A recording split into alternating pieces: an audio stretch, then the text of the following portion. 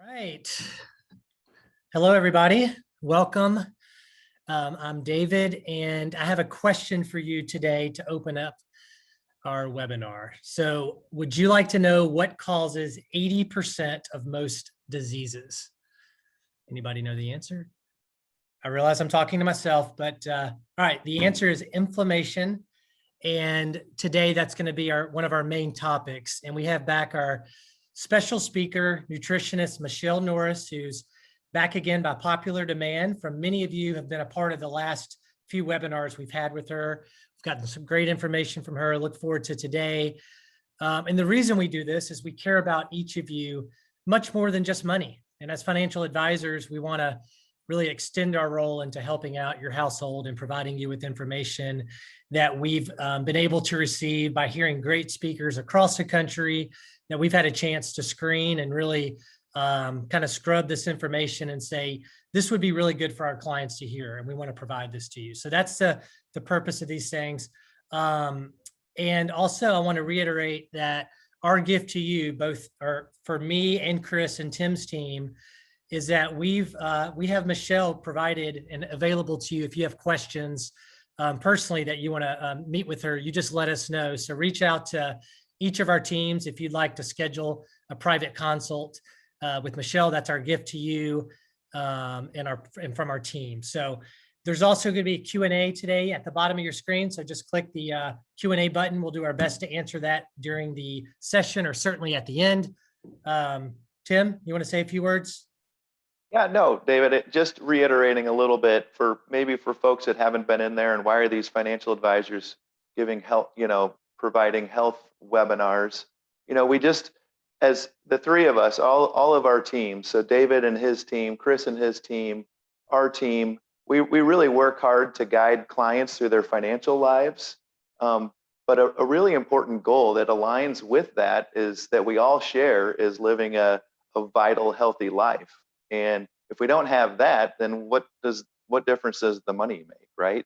And so this is our effort. We send out lots of financial information talking about the markets and things like that. But we think that this is good effort to try and help our clients lead a healthy, balanced life. And so I'm just super psyched to hear what Michelle has to say.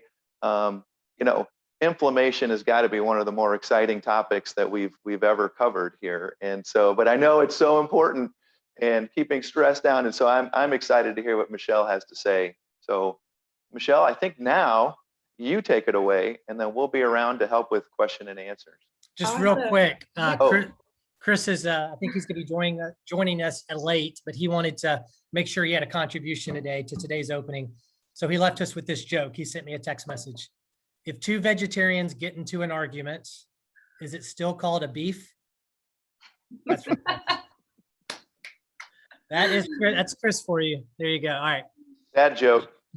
David and Tim, thank you so much. And thank you so much for having me back. I appreciate it. Before I share my screen and throw my slides up, I just want to remind you guys of my personal story. I have told this to you before if you have heard me speak. And quickly, I'm the director of corporate wellness at SweatNet here in Charlotte.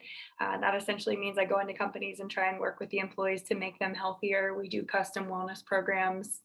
And I love my job. I'm super passionate about it. I also do individual nutrition coaching and a functional medicine practice, helping work with folks who have maybe been disappointed by the traditional healthcare model and are seeking an alternative way to find health. And so I love what I do because it comes from such a personal place that I've experienced firsthand, and especially when it comes to inflammation. And so that's my story. When I was 15, 18, and 20, I herniated a disc in my back. I was a diver, springboard and platform diver. For those of you who maybe have had a belly flop once in your life, you understand that water is not very forgiving. And so I hit the water wrong. And my third time when I did that, when I was 20, I was diving in college at UNC Chapel Hill. I herniated that disc for the third time.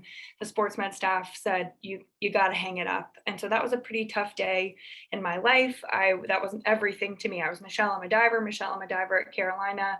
And I had all the things that filled my time between study hall and weights and training and travel stripped from me overnight. So I needed to find a way to fill my time before I got in trouble. And I also needed to heal my back. So I had this super holistic strength and conditioning coach that said, hey, I know all the regular doctors are telling you you need to go under the knife or you need to lay in bed for 6 months. And I know you don't want to do either one of those. So give me a shot. Let me help you. And so what he did is he pulled all the inflammatory foods out of my diet. He gave me an anti-inflammatory diet, which we're going to talk about today. He pumped me full of all these anti-inflammatory foods, supplements. He did some contrast fasts, so hot and cold. We did deep water running. We went to this chiropractor and did soft tissue work. But essentially, he worked to get the inflammation out of my back. And it took about 6 months before I was almost 100% better. And then fast forward to today, like you guys maybe know already, my husband owns a CrossFit gym and I do CrossFit 5 days a week and feel amazing. I have no back issues whatsoever. I've continued with that style of eating. And even if I go off course a little bit, I know my body knows it. I'll go drink a beer. I'm currently growing a baby, so I'm not drinking right now. But if I were to go drink a beer, my knees hurt the next day. And it's because of the inflammation that comes with the gluten that my body doesn't love. Some of us are more gluten tolerant compared to others.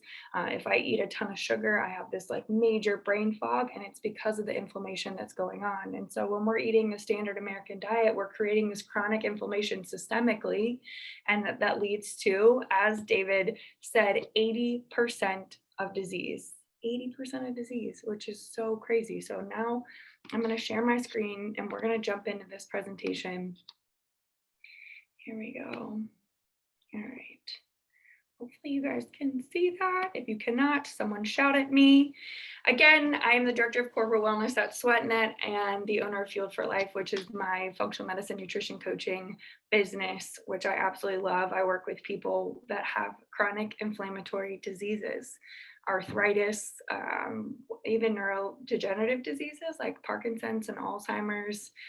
We work with folks like that. We do ulcerative colitis. We do Crohn's disease. I have a young lady who's 18 that was just diagnosed with MS, but ultimately the root cause of so many of these things is inflammation. So this is what I talk about with my clients all day long.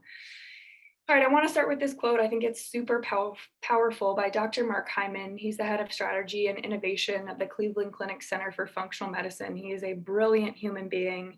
He has a podcast called The Doctor's Pharmacy, Pharmacy, and he talks all about inflammation, talks about how food is medicine. If you guys are podcast people, I highly recommend his podcast. He has helped me so much on my journey, but also talks not just to healthcare professionals, but he's talking to the individual who's just trying to do a little bit better with their lifestyle habits. So he said, food has the power to heal us. It's the most potent tool we have to help prevent and treat many of our chronic diseases. And so that's what we're here to talk about today, is the power of food. And that was essentially our first presentation as well, as talking about the power of the fork. So food has incredible powers to do terrible things to our body or incredible powers to do amazing things to our body. So we're going to learn today what those choices are and how we can make sure that we're making the right choices 80 to 90% of the time. That way, the 10 to 20% of the time we're off the wagon, we're on vacation, whatever it is, the 80 to 90% of the time that we're on the wagon, that will cover us. That will help us out. And I had a pediatrician who's a mentor of mine. He's an integrative pediatrician. He looked me in the eyes a couple of years ago because I was on this, it's a dark rabbit hole. Sometimes when you are listening to all these podcasts and reading, you just think, well, I can never drink a beer again. I can never have a piece of cheese again. I can never have a grain of sugar ever again, or my body's just going to die. And I want you to hear me loud and clear. That's not what I'm saying.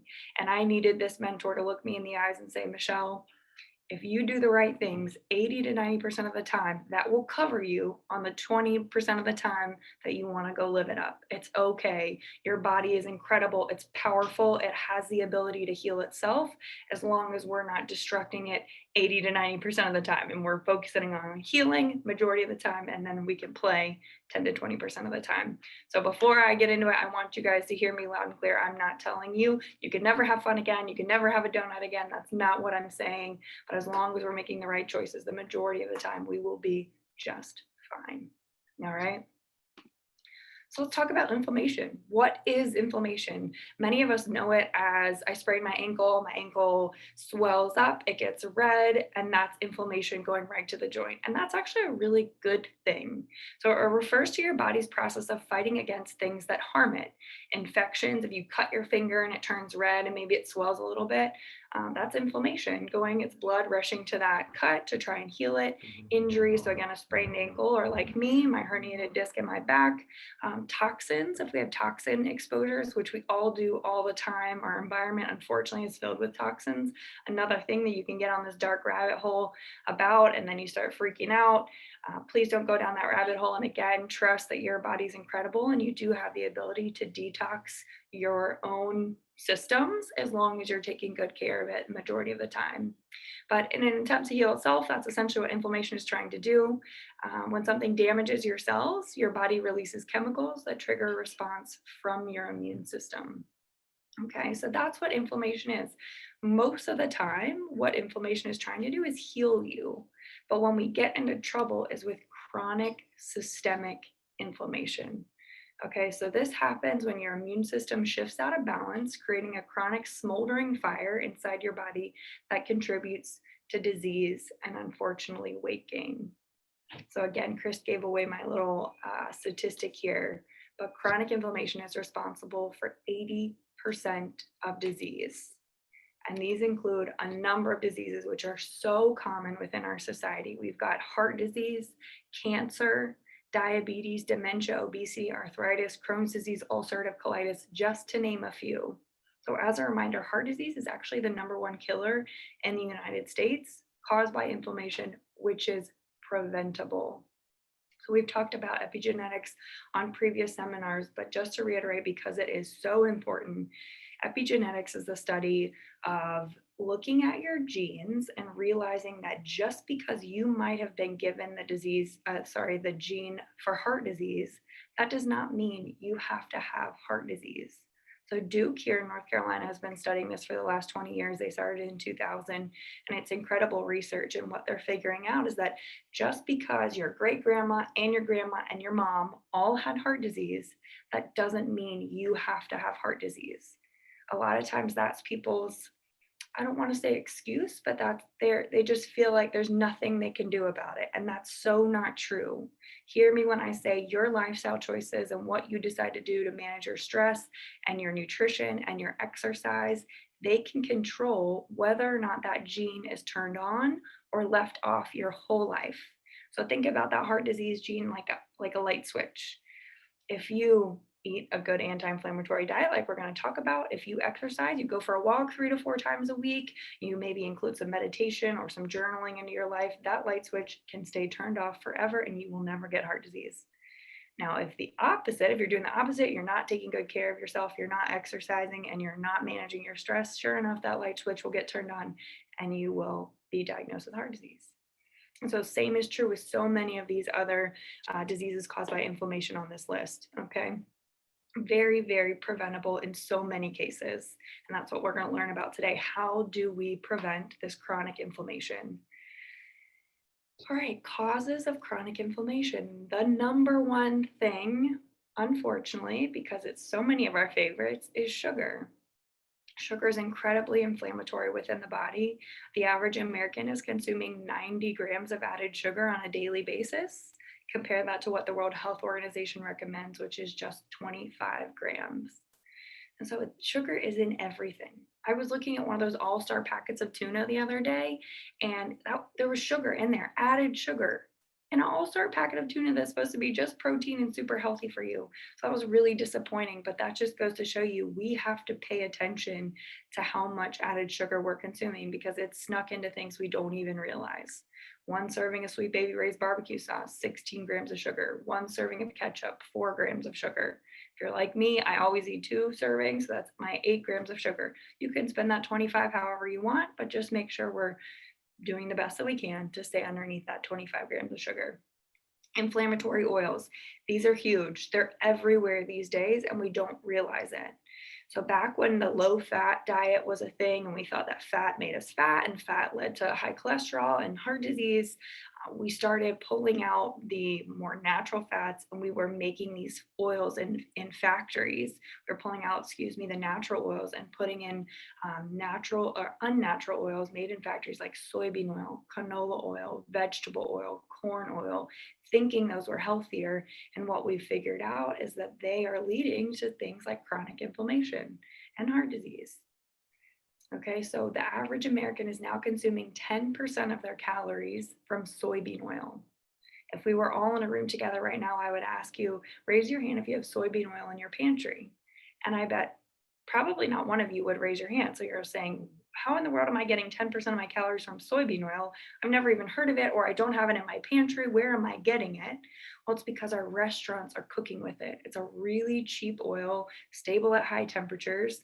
And we're actually, as Americans, spending more money out at restaurants than we are in the grocery store. And that's the first time in history that we're doing it. We're spending more money out than we are cooking in our own kitchens. And so because we eat out so much, we're getting a lot of this soybean oil, which is leading to this chronic inflammation.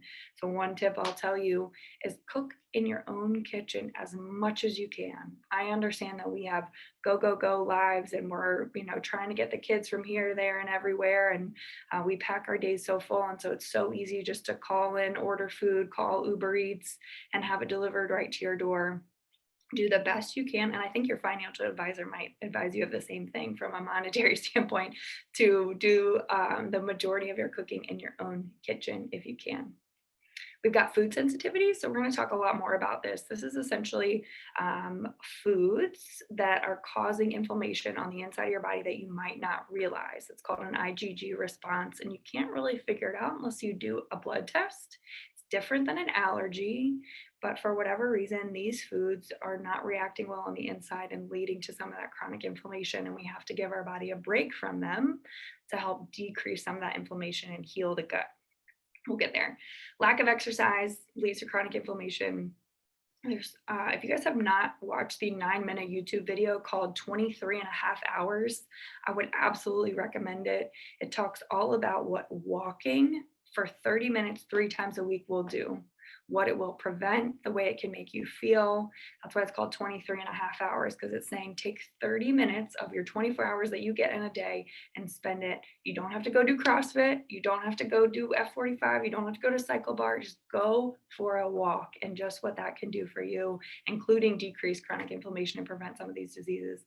I was actually, my grandpa, God bless his soul, he gets all this junk mail, and some of it's not junk mail, and then he puts initials on it for who in the family he might think will want to enjoy it. And so the Harvard Health, like nutrition, Harvard Health always comes, and he puts my name on it, he gives it to me. And I like looking through it and seeing what a little bit more of a mainstream media source is saying about nutrition. And what the last one said was that it was on the cover, it was like, open up to see what's just as effective as Advil and Tylenol in joint pain and helping with joint pain. And so I was like, oh, this will be interesting. I wonder what they said. And you know what they said? Walking.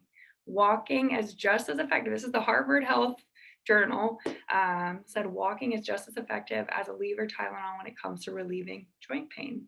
So for so many folks, I know that seems backwards because it hurts your knees to get up and walk.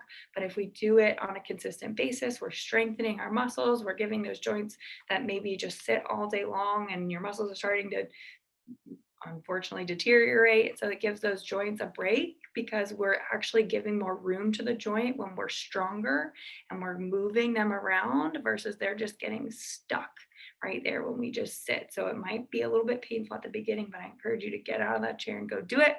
And then we've got chronic stress. Chronic stress for sure leads to chronic inflammation, and we'll talk about ways that we can deal with our chronic stress. Maybe not so much in this presentation, but another time. All right, how to fight inflammation. We've got foods to avoid. And again, this is not 100% of the time, but this is that 80 to 90% of the time we need to be making sure that we're not consuming these foods, because they are the culprits of that chronic inflammation. Cereal, and this is pretty much every cereal, even the Kashi cereal, your wheats, sweeties, your Raisin Bran, which has 16 grams of sugar in it, by the way, and butylated hydroxytoluene, which is a preservative, which is illegal in many countries. Side note on a couple of those. But we want to try and find better breakfast foods, right? And if you need a list of better breakfast foods, please reach out to me. I'm happy to share those with you. Baked goods, these are going to have a lot of sugar, typically vegetable oil. If you are a baker and you want some healthy baked good recipes that avoid these inflammatory oils and have less sugar, please again reach out to me. Crackers, cookies, chips, here are those oils, those inflammatory oils that we want to do our best to avoid. Common places you will find them are processed goods, so like chips, crackers, this is like Hidden Valley Ranch, so a salad dressing. The majority of salad dressings on the shelf, their primary ingredients are soybean and or canola oil. So you can see Hidden Valley Ranch, which is a staple in so many American homes. The first ingredient is that super inflammatory oil. All right, so we want to do our best to avoid those. If you were at home, and again, you're a baker, a really easy substitute for vegetable oil, which is in a lot of baked goods, is avocado oil. So avocados, which are in season right now, we want to try to incorporate those into our diet. Avocado oil is a 1-for-1 substitute. So if it calls for a 1/4 cup of vegetable oil, just do avocado oil and you won't even be able to taste the difference. Cow's milk. So for about 70% of the population, dairy is actually incredibly inflammatory. So we want to do our best. If you know that you're at risk for one of those inflammatory diseases we talked about, if you're suffering from one of those inflammatory diseases that we talked about, it might be worth it to remove, unfortunately, dairy. All right. And if I recommend to people, do it for 2 weeks. If you feel no different, then you're probably somebody that tolerates dairy well, but 2 weeks is enough to know whether or not you're someone who tolerates it. If you don't tolerate it well, you'll feel so much better in 2 weeks. Soft drinks due to the sugar and the dye, sweet tea due to the sugar, and then those fried foods. I have yet to go to a restaurant where a fried food is not fried in one of those inflammatory oils. I hope that we are progressing there as a country and we'll start to incorporate some, foods fried in avocado oil. I do like chicken nuggets. So it's chicken breaded in, you do it in egg and then almond flour and coconut flour, and then I'll fry it in a frying pan on the stove in avocado oil. And it's just as good as a bag of frozen chicken nuggets. And I bet your kids would love it just as much. So if you want that recipe, let me know. Foods to consume. So I know I just took a lot of foods away from you, but here are some foods that we want to try to incorporate into our diet that help with fighting inflammation. The number one thing being dark green leafy vegetables. So that would be spinach, kale, collards. All right, so whether that's having a salad a few days a week, or I put spinach and arugula in my eggs every morning. If you want to do a smoothie because you really don't like spinach or kale, that's a great way to sneak it in and then you won't taste it. If you want some other sneaky recipes where you bake spinach into brownies for your kids, please reach out to me. I'm happy to share with you. But those are 3 really great foods to help fight inflammation. Turmeric and ginger. All right, so you can cook with these. You can drink ginger tea, turmeric tea. If you want to take a supplement, we'll get to the slide on supplements, but they have ginger and or turmeric supplements if you don't really like those flavors. You've got tomatoes, another great. So it could be even in the form of tomato sauce if you like tomato sauce. That's a great way to fight inflammation. Olive oil, raw nuts. And I want to emphasize the raw piece here. If you're buying the salted nuts, what they use to get the salt to stick is typically canola oil, peanut oil, or soybean oil. So that's why I encourage you, go down the baking aisle and buy the raw nuts. If you like them salted, you can put some avocado oil on there, salt them, and then bake them in the oven, and you can roast them yourself with the salt. Fatty fish, salmon, mackerel, tuna, sardines, all great sources. I encourage you to get wild caught when you can. Fruits. So we've got some in-season fruits. Pretty much all these are in season right now. We've got strawberries, blueberries, apples, all in season. I would highly encourage you to try and get 2 servings of fruit in per day. If you are on a weight loss journey, I would encourage you not to do any more than that, actually. So I have people that come to me all the time, Michelle, I'm eating a whole foods diet. I'm not losing any weight. I don't know what the issue is. We do a 2-day food log, they turn it in, and they're eating 5, 6, 7, 8 servings of fruit a day. And the sugar, unfortunately, even though it's natural sugar, it can hold you back from losing weight, and it can actually contribute to inflammation if we're overdoing it. So the fruits, we want to keep it to 2 servings per day. And then when we are choosing fruits, we want to think about maybe some fruits that are going to fight that inflammation. So again, the berries, cherries, apples, oranges. All right, really encourage you to do that. If you do a fruit salad, maybe with strawberries, blueberries, and apples, do a big bowl of that at the beginning of the week, and then you can pick on it all week. We do that in our house, and I love it.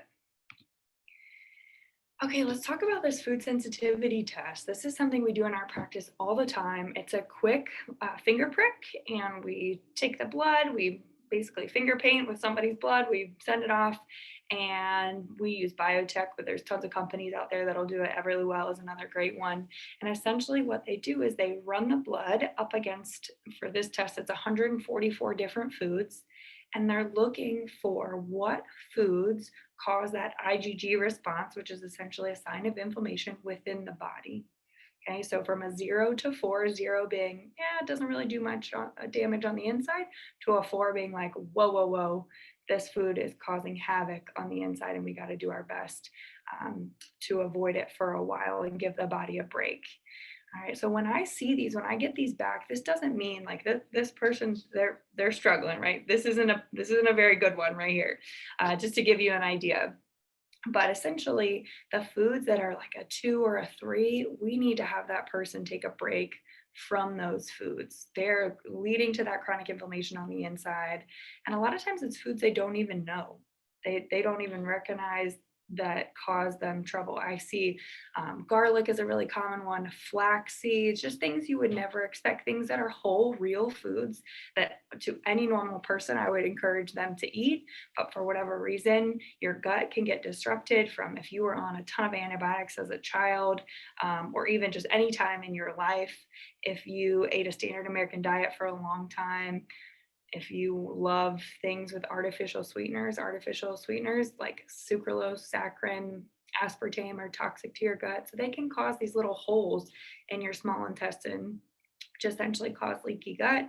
And so that's how we end up with a food sensitivity test that might look like this. And so that causes systemic inflammation because your immune system, 80% of your immune system is located just on the other side of your small intestine. And so say you get those little holes in your small intestine, you're trying to digest your asparagus, you've got partially digested asparagus leaking through those holes, and it goes right into your immune system.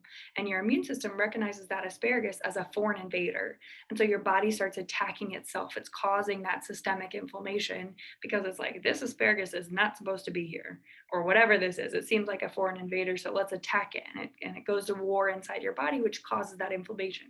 So you have to heal those junctures in your small intestine so that the only thing that's being pulled out of your small intestine is what your body wants to absorb, not what is trying to get forced to absorb, leaking through those holes in your small intestine.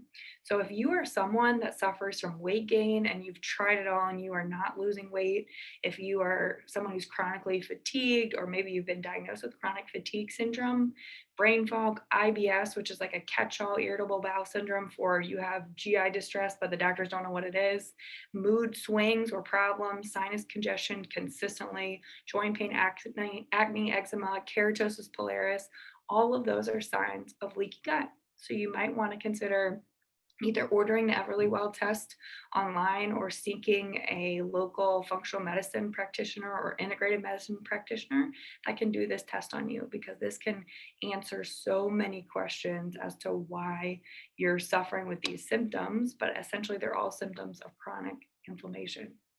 And so the good news is that you just have to remove these foods for a bit. You take some supplements, let's heal those junctures up, and then we can go back to eating whatever we want within reason. All right. It's not like, okay, this person can never have whey protein ever again, or can never have chicken eggs ever again. We just have to remove them for a bit, and then we slowly add them back in after we've taken a break. I know we're getting some questions on that, but I think we're going to do all questions at the end, so bear with me. All right, so if you don't want to spend, it's like our test, the biotest is $219. I think the Everlywell test that you can order online is $159, and they do 96 foods. So if you don't want to spend the money, that's totally fine. I understand, but there are some common sensitivities that seem to show up on almost all the tests. And if you want to just avoid the food sensitivity test and kind of do a mini test on yourself, you can remove the common sensitivities, all right? These common foods that are causing this systemic inflammation with the leaky gut. We've got gluten. So I know for many of us, we kind of like roll our eyes at the gluten-free craze, but gluten is for many of us very inflammatory. And I know bread has been a part of human history for a long time, but we really messed up when we started genetically modifying the wheat. Okay, so I think we've talked about crop rotation. I'm not going to go into that today. If you're interested in it, I'm happy to share. But essentially, with the genetically modified wheat that we have, we've added gluten proteins to the wheat, which make our gluten content in our breads higher, and pastas and grains, cookies, crackers, chips, that kind of thing. So we've got more gluten, which is making a lot of us gluten sensitive and causing that inflammation. So if we want to try and avoid gluten, we avoid bread, pasta, crackers, baked goods, essentially anything with wheat, barley, or rye. And because so many people are gluten-free, there are a ton of gluten-free products out there. I'll encourage you that just because it's gluten-free, that doesn't mean that it's healthy. So do your research on it. Reach out to me. I'm happy to guide you through a gluten-free lifestyle if you want to try it for a month or so. Dairy, like I said, we've got 70% of the population that really can't tolerate dairy. And so I would recommend avoiding that if you're someone suffering from any of these things we've talked about. Eggs, my favorite food, pretty much. This would be really hard for me, but I did do it. I did remove eggs for 8 weeks just to see if I was going to feel any better. And that's a really, really common one I see on a food sensitivity test. So that's eggs baked into anything, as well as like scrambled eggs you eat for breakfast. Almonds, a really common one that is linked to inflammation, unfortunately. And then soy. This is processed soy. So this is not going to a restaurant and ordering edamame. This is like soy protein isolate found in something like Cliff Bars or some of the other protein powders out there. There's soy lecithin, which is added to things as an emulsifier. So that's one that we want to avoid. Soy also mimics estrogen. And so it's called a phytoestrogen. Us females, we have enough estrogen. Men, you don't need any more estrogen, right? We have a problem with our estrogen balance actually getting out of whack throughout society. We've got infertility on the rise, unfortunately. And some people will say it's linked back to increased soy consumption or those phytoestrogens being exposed to those. So think about that. If you want to have a personal conversation with me, again, you guys have the ability to reach out to me and ask me your personal wellness questions. I would love to hear from you. All right, let's talk about the keto diet. So this is another way that we can fight inflammation. You've probably heard about the ketogenic diet. It's on the front of many tabloids these days. You probably had a friend that lost some weight doing the keto diet. You probably have some people that you've heard like, oh, the keto diet is horrible. It's going to raise your cholesterol. It's certainly not for everyone, but essentially what you do is you retrain your body to use healthy fats as your primary source of fuel. So that means 70 to 75% of your calories are going to come from healthy fat sources. So again, those in-season avocados, nuts, dark leafy greens, you're going to get olive oil, avocado oil, you're going to use things like olives, red meat, grass-fed ground beef, chicken thighs, the fattier cuts of meat. 75% of your calories come from that, 5 to 10% from carbs, and about 20% from protein. All right, so when we're not giving our body the carbs that it's used to eating, our body goes, oh my gosh, I have to find energy from somewhere. And so you retrain your body to build essentially more mitochondria, which is the powerhouse of the cell where we get our energy, to use fat as your primary source of fuel. So unless anybody on this webinar is currently doing the ketogenic diet, if we all walked out the door right now to go for a 30-minute run, we're all going to burn carbs first, okay? And we're going to burn carbs until we're out of carb stores, and then we're going to tap into our fat. All right, if someone was doing the ketogenic diet, they would get up out of their chair, walk out the door, and start burning fat immediately. They just retrain the body to use fat as your primary source of fuel. And what's so great about it is that we're forcing ourselves to eliminate processed carbs and sugars from our diet, which essentially dramatically decrease the inflammation. All right, and there are really bad ways to do a ketogenic diet. You see my little note at the bottom of the slide. You can do a ketogenic diet in a very inflammatory way. And I have people come to me all the time saying, I'm doing a keto diet. We, again, do that 2-day food log. And they tell me they're eating pork rinds and cheese and bunless burgers from McDonald's, and they don't know why they're not feeling better. All those foods are causing major systemic inflammation because they're full of those processed oils. They're getting really processed meat from McDonald's. Cheese maybe is not settling with them very well. They've got the almonds coated in canola oil, and that is not how we reduce inflammation, nor would I ever recommend a ketogenic diet be done that way. Instead, look at this sample day. This is what I recommend if you're trying to do the keto diet. And again, if this is something you want to do, please reach out to me. I'm happy to answer your personal questions. Talk to your doctor or healthcare professional, make sure it's right for you. But breakfast, egg scrambled with spinach, sausage, and goat cheese. Lunch, a grass-fed ground beef burger with no bun, topped with half an avocado, broccoli, and roasted in avocado oil. So you're getting healthy fats from that grass-fed ground beef, from the avocado, and then from the avocado oil on the broccoli. Snack, macadamia nuts, and Applegate pepperonis. If you are a bacon or pepperoni fan, I really recommend the Applegate brand. There's no nitrates or nitrites in it. So technically a processed meat has those. So it's a much healthier version of a processed meat. I guess it wouldn't necessarily be considered a processed meat, and there's no added sugar in many of their types. And then dinner, we've got bacon wrapped chicken thighs and roasted asparagus. So getting that fat from the bacon, the chicken thighs, and then your roasted asparagus would be roasted in something like an avocado or coconut oil. So getting healthy fat there. So all of those foods really low as far as inflammation, many of them actually fighting that inflammation, getting lots of fat, which is actually our brain's preferred source of fuel. We have to be pretty strict about this if we're going to do the ketogenic diet, because we have to teach our body what we're asking it to do. If you do this for one day and then you fall off the wagon and then you try and get back on, then you fall off again, then your body gets confused. That can actually lead to weight gain. So if we're going to do it, we got to really commit to it for a certain period of time. Again, happy to answer more personal questions on that at a later time if you guys have this. All right, another way that we can fight inflammation is actually through fasting. There's 3 different types of fasting. Essentially what fasting is the practice of abstaining from consuming any calories for an extended period of time. We've got intermittent fasting, which is the most popular. You probably have a friend or two, or maybe yourself has tried this, but essentially we're not eating for 12 plus hours on a daily basis. We've got long-term fasting, which is fasting for 24 plus hours, and then the fasting mimicking diet, which there's a lot of research coming out about this. It's kind of like calorie cycling, but essentially you eat 25% of your normal calorie intake for 3+ days, and that can be in a row, and you could do that quarterly, or you could do it where you eat 25% of your normal. So what that means is, say you eat 2,000 calories a day, you do that on Monday. Tuesday, you're only going to eat 25% of those 2,000 calories. Wednesday, back to 2,000. Thursday, 25%. Friday, back to 2,000. Saturday, 25%. And they've done studies on people doing that for 8 weeks in a row. And it actually helps reduce triglycerides and can help improve your insulin sensitivity. So if you are someone that's pre-diabetic, or if you're someone with high triglycerides, then this might be something right for you.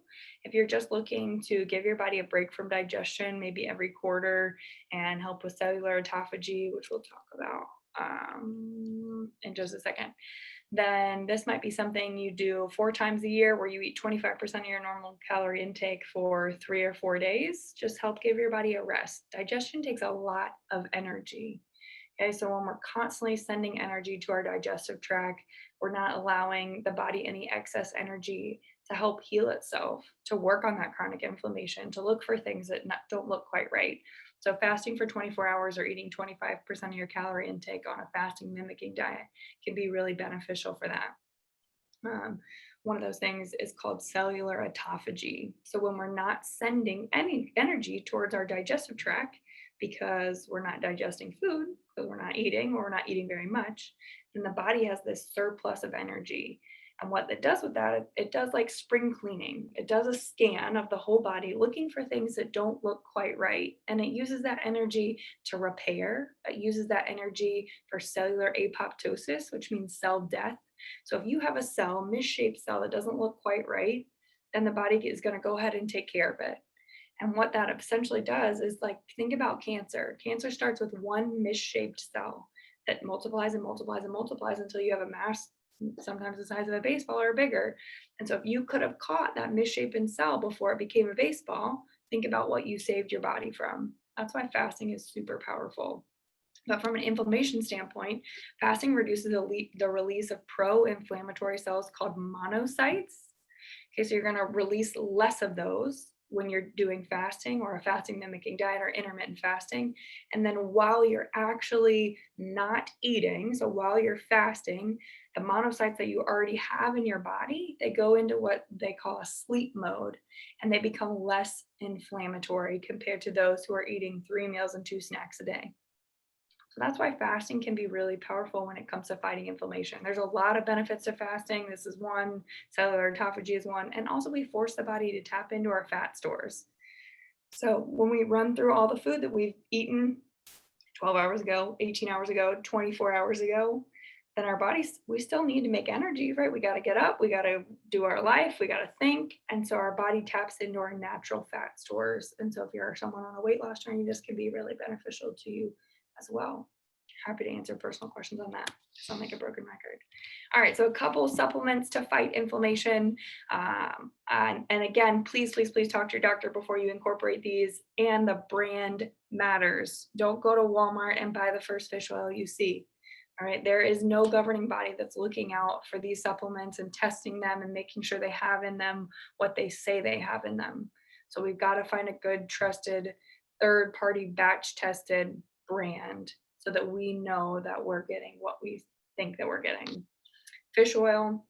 When I was fighting my back injury, I was taking 9 fish oil pills a day, 3 with breakfast, 3 with lunch, 3 with dinner. So this really worked for me. It was a substitute. They told me that I should just take Advil for the rest of my life, or ibuprofen. I was like, I'm 20 years old. I'm not taking ibuprofen for the rest of my life. And so I actually didn't take any ibuprofen. I only took fish oil. CoQ10 is another really great one to help fight chronic inflammation. Curcumin, that's the component in turmeric. That is one that's great as well for inflammation. And if you don't like turmeric, I really don't like turmeric. I'll drink it in tea, but I'll take a curcumin supplement all day long over trying to cook with turmeric.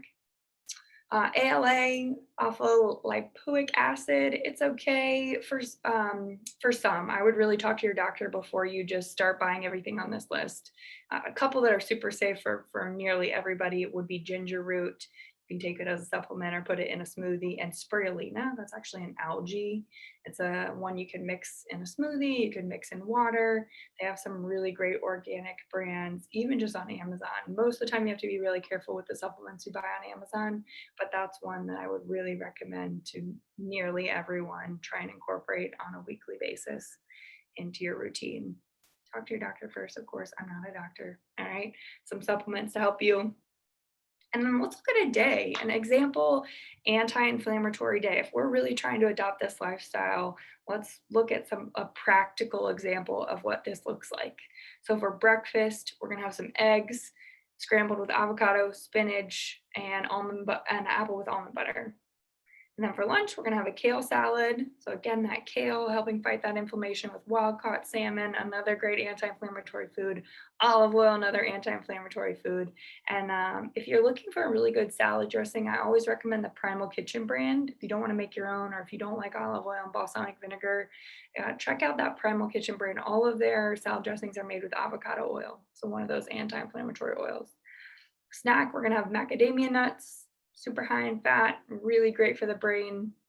And then dinner, grilled chicken, a medium sweet potato, and roasted asparagus.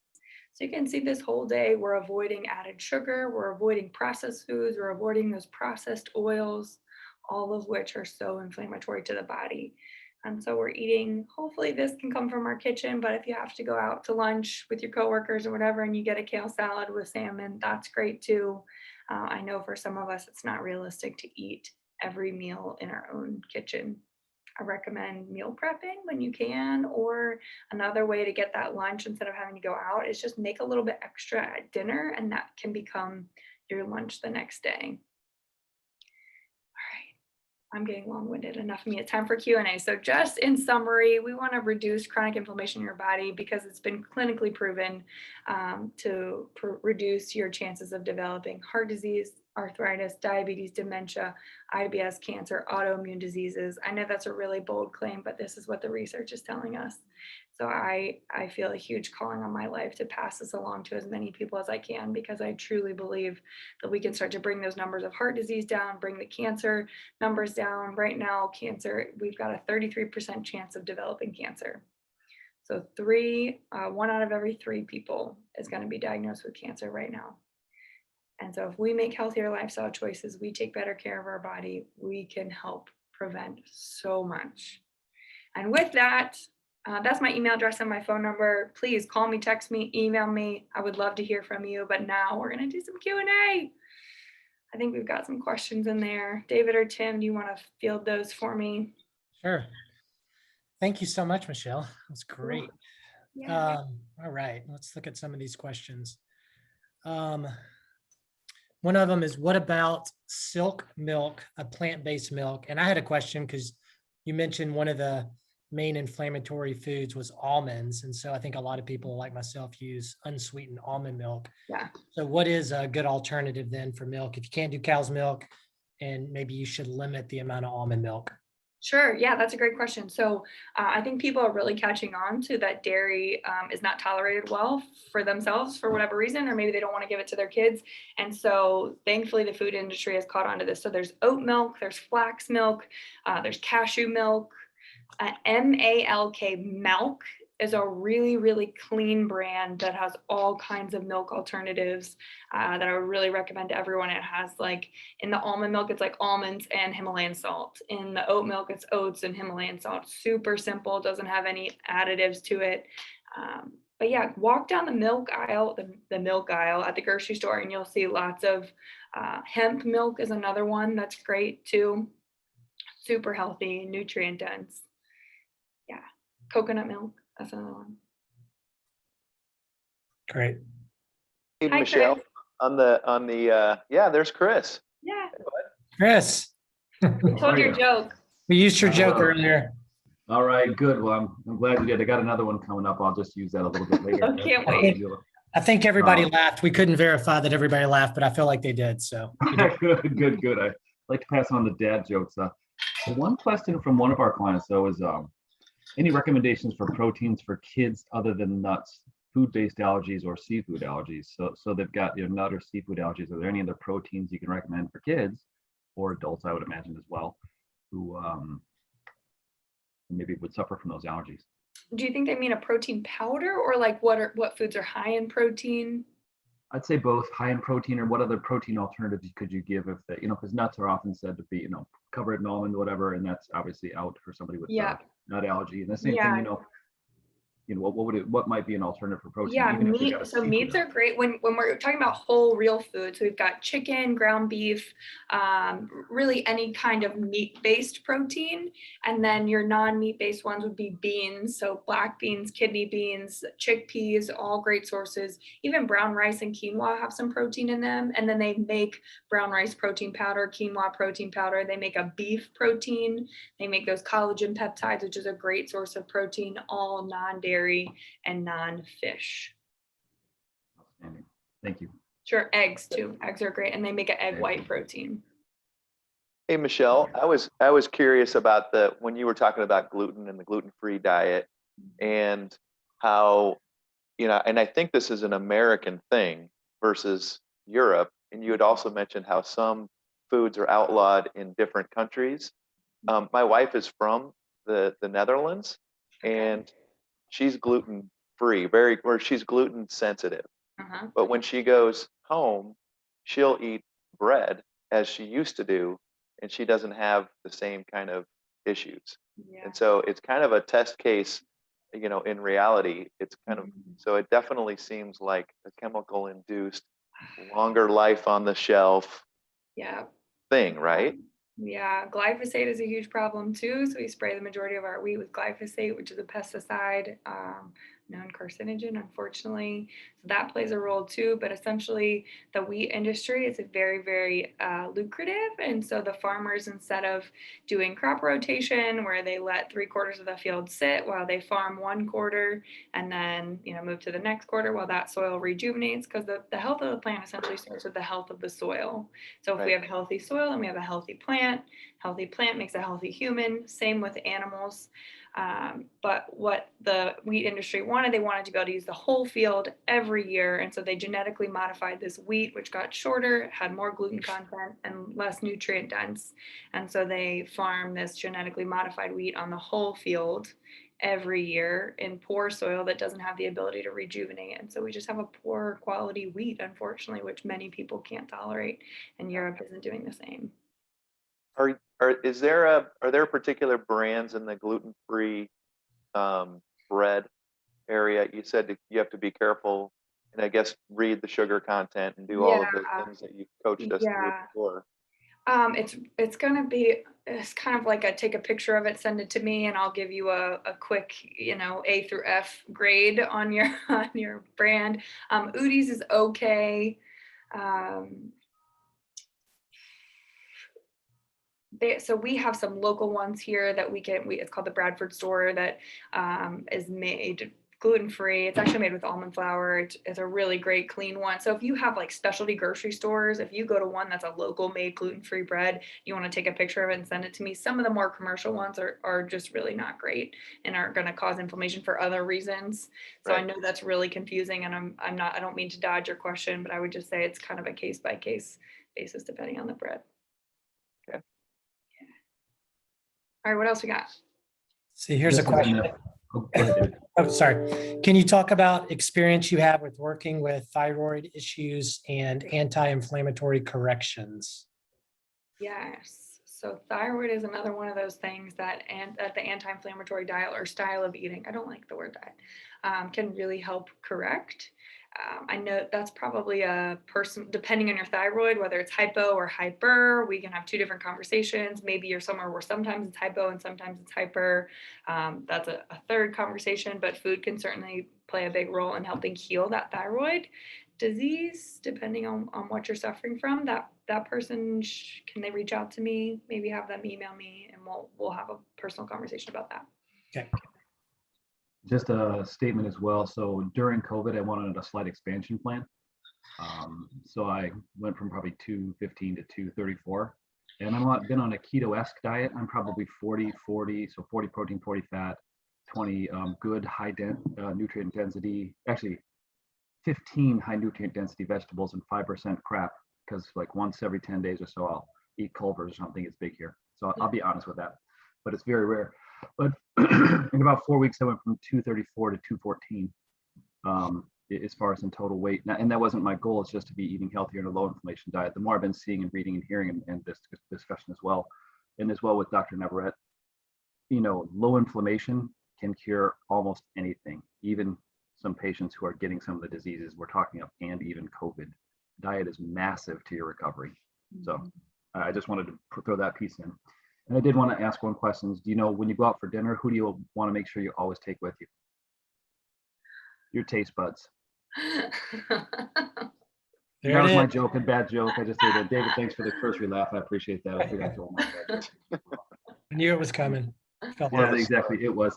Actually, I had a good client who said, hey, Chris, I started out the year and my goal this year is really to lose 10 pounds. I only have 14 to go. So that was, I was dying laughing. I thought it was quite funny.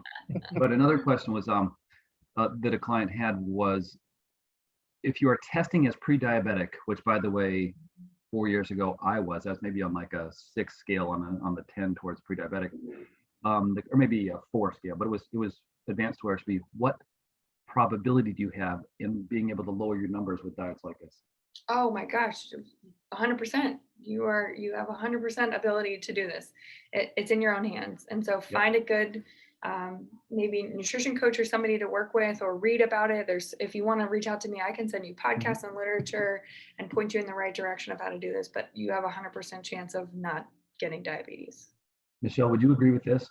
The most important thing that you can do is to make a decision and commit to doing something about it. Yeah. That's the biggest thing, because everybody can give you all the information you want, but until you commit to doing it, and this is what I did for myself, just stop eating the crap. And it was really the key in knowing what crap was. Oh, that's fairly healthy. So that was a big thing for me. Yeah, get it out of the house. And I know people tell me, well, I have kids. Well, your kids are growing and developing, and they need it even less than you need it, because they have the opportunity to set up their systems to be really, really healthy. Or right now, if you're feeding, and I know it's tough and it's hard to go backwards with kids to retrain their taste buds, but it's worth it. They will thank you for it later. So get it out of the house. Question, Michelle, does your body ever give you signs of inflammation after you've eaten by redness or red spots? Yeah. Yep. Yeah. So if you break out in hives, or if you have, if you're really flushed, that's a sign of inflammation. So that means your body didn't love whatever it was that you just ate. And so that's your own little version of a food sensitivity test. Other signs of right after eating, maybe you get a headache, you have stomach pain, bloating, all signs of inflammation, that whatever foods that you just ate, that's not good for you. And we need to take a break from them. Cool. We have about 5 minutes left, so we may have to do some rapid fire questions here. Okay, fire away. One real quick, detailed one. So if we go with non-GMO flours, would that work? A little bit better. That doesn't mean there's no gluten in there though. So it'll have less gluten content, but not no gluten content. So it really depends on you, depends on how your body reacts to gluten. Try it. If you're still experiencing some of those symptoms that we talked about, then take it out. If not. And where can, so you talked about the food sensitivity tests. Is that something that you can do for us remotely, or do we have to get it done locally? So I can, if you're in North Carolina, I can administer it for you. But if you want to, there's a company called Everlywell. You can order the test online. They'll send it to your house. You prick your own finger and finger paint with your own blood. You send it off and they send you your results. And I am happy to walk you through what those results mean and how to navigate a nutrition plan or create a nutrition plan that's going to help eliminate those for a certain amount of time to heal your gut. Yes. Just so you know, my mom is on the call as well. She's actually done that. She's done the finger prick thing as well. So, and she says it's weird to prick your own finger, but it is a very cool thing to understand what some of the food sensitivities are. So Michelle's done that from Iowa to North Carolina as well. Yeah. Took me about 4 days to get the courage to prick my finger. That's all. I don't know. And then it didn't hurt at all. It was like the most non-event ever, but I just looked at it every day. That's funny. That's funny. Any natural way to treat headaches during detox? That was a question. Oh yeah, tons of water. Water is the best way. Fish oil, it's a natural anti-inflammatory. That's going to help you. Ginger, turmeric tea, really good to help with those headaches, and stick with it. If you relapse and you give in to the sugar cravings or the bread or whatever it is, the pasta, then you're just going to push the inevitable. So hang in there. And Michelle, so I know we have access to your website. I have a client that's asking a question about a list of recipes that can be sent to the group. Yes. Some of your favorites, maybe, or we can, kind of guide them through the website or. Yeah. So I can either send my favorites, or I can just send you the link to all, I think it's 250 plus recipes that we have on there that you can filter by, I need a breakfast recipe and I want it to be gluten-free or dairy-free or whatever. We have all the filters on there. So whatever you think would be most helpful, happy to share just the link to all the recipes, or I can pick my favorites, or both. Perfect. I think the link would be great. Okay.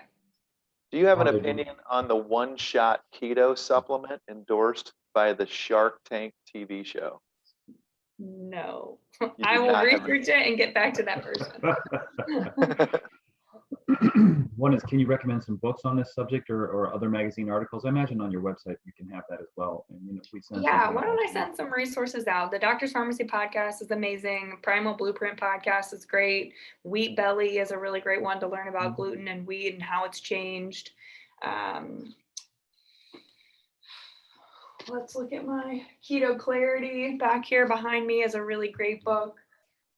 Back here, the Mayo Clinic has a great magazine that comes out that's full of all kinds of cutting edge research, but I'll put that.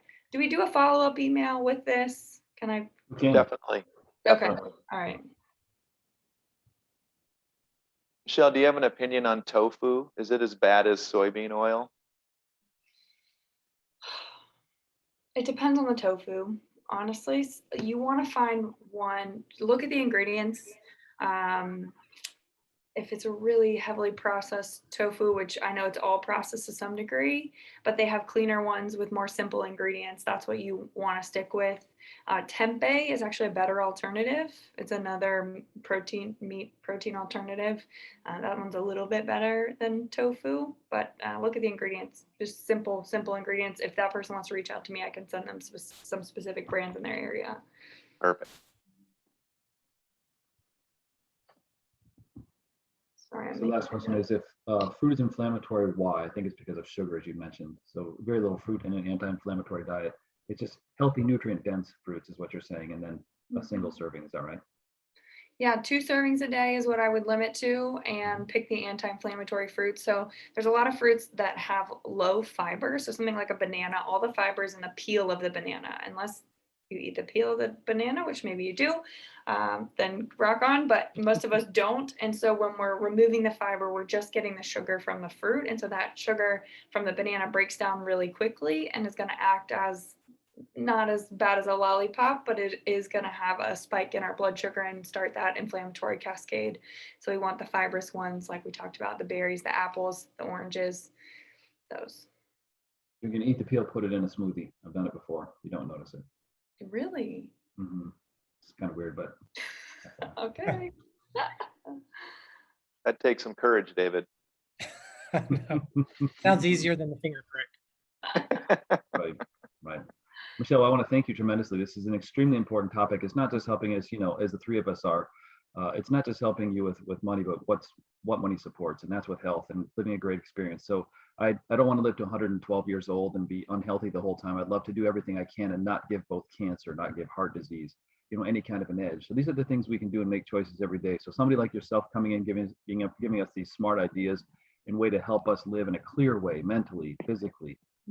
It's just a great push in the correct, proper direction, or a great resource for our clients as well. So we 100% appreciate it. I know I speak for all of us on the call, myself, David, Tim, our entire teams. What you do is foundational for us. We really appreciate that. Thank you so Thank you much. so much, And Michelle. and also congratulations on the baby growing news. Yay! Yeah. Yeah, that's awesome. Super cool. excited. That's going to be a healthy baby. I hope Yeah, so. right. Yeah, that's awesome. That's awesome. Super cool. All right. Very cool. Thank you so much. Thanks everybody for tuning Thank you in. guys. I appreciate it. Okay. Awesome. Bye-bye. Thank you very much. Bye. Enjoy. Have a great rest of your summer. We'll talk to you soon. All right.